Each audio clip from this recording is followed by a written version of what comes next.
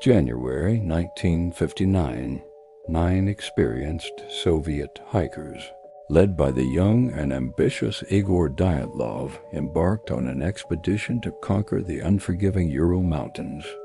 They were the best of the best students, engineers, adventurers full of dreams and brimming with life. Their journey began with laughter, songs, and photographs capturing their bright spirits against the stark, white landscape. They were documenting a triumph, completely unaware that they were documenting their final days. None of them would ever return.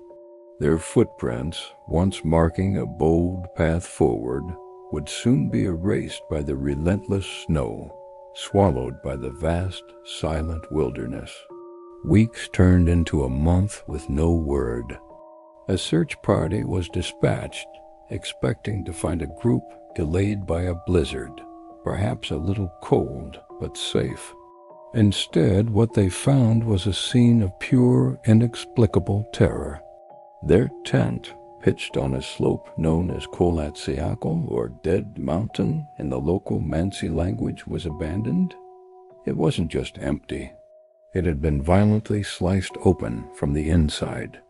Outside, a trail of footprints led away from the relative safety of the camp and straight into the dark, freezing forest. The tracks were baffling. Some were barefoot, others just in socks.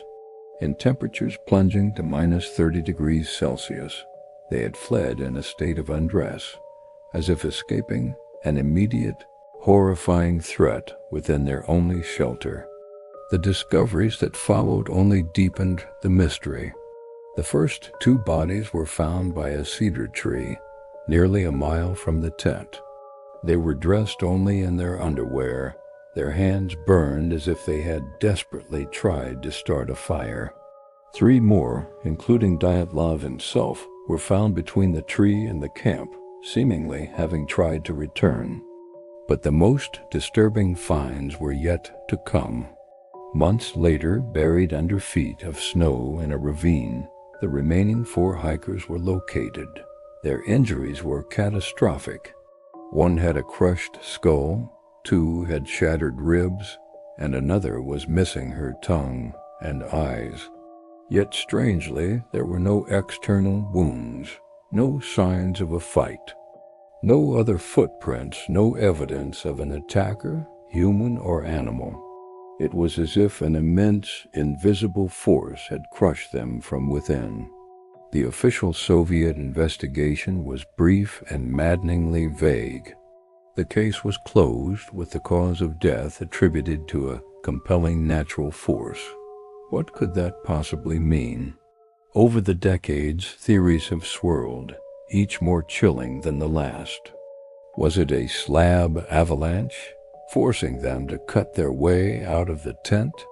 This wouldn't explain the horrific internal injuries or the missing tongue.